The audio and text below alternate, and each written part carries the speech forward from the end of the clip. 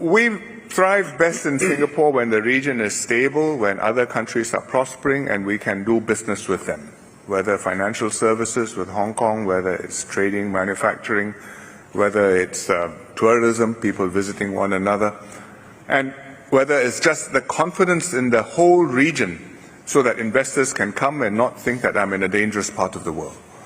And when Hong Kong is troubled, when there are demonstrations or worse riots, when the chief executive is booed out of the legislative council chamber, I think that's very sad for Hong Kong and very bad for the region. And we look on with concern. We hope that Hong Kong will be able to overcome these problems. I don't see any easy way forward, because the demonstrators, they say they have 5 major demands and not one can be compromised.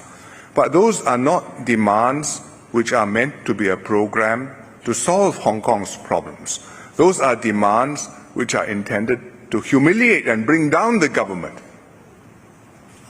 And then what? Well, I think if you press the question, some of them would, if they were candid, would say, well, I don't know, and then what? But anyway, I am not happy, I want this to happen. And that's a most unfortunate state to be in, and we've got to be able to move beyond that and to take steps which will not overcome all of the problems at once, but progressively tackle the issues which are bugging Hong Kongers. And what are they? I think, first of all, it's one country, 2 systems. It's the way it is meant to work. I think there will be those who are not happy with the way it is working. And as one Hong Konger put it very neatly, from China's point of view, they must not only think of one country, but remember this is 2 systems.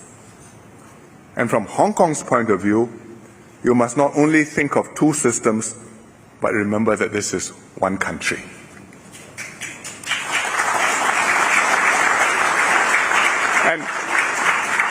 And that calls for wisdom and restraint on both sides.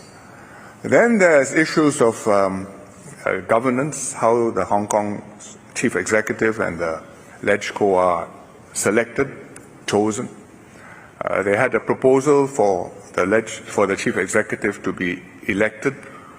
It was debated in 2014. Unfortunately, there was opposition and it didn't come to pass. So they have not had expansion of the suffrage as was envisioned under the basic law, under the agreement with the British. So that's something else which needs to be dealt with, but there's no simple solution, because to say we want universal suffrage, but Hong Kong is not a country, it's a special administrative region, and it has to live and work within that special administrative region framework, which is the basic law. And I think it can be made to work. It's not easy, but if it's not made to work, then I think it's very difficult to imagine that one country, 2 systems can continue for another 22 years until 2047.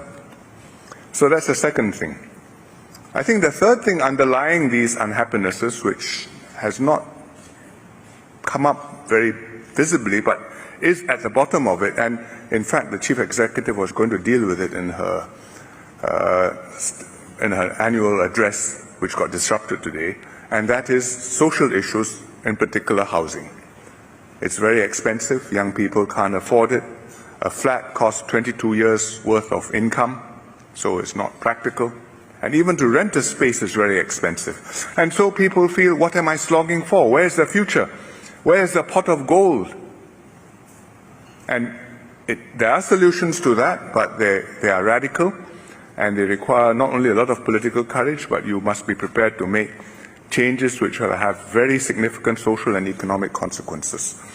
And so far, the SAR governments have gone for conservative approaches, and the problem has not really significantly improved. And these are things which I think you can make progress on, but it will take time, and before you can make progress, I think it's necessary for temperatures to come down so that we can get people to work together.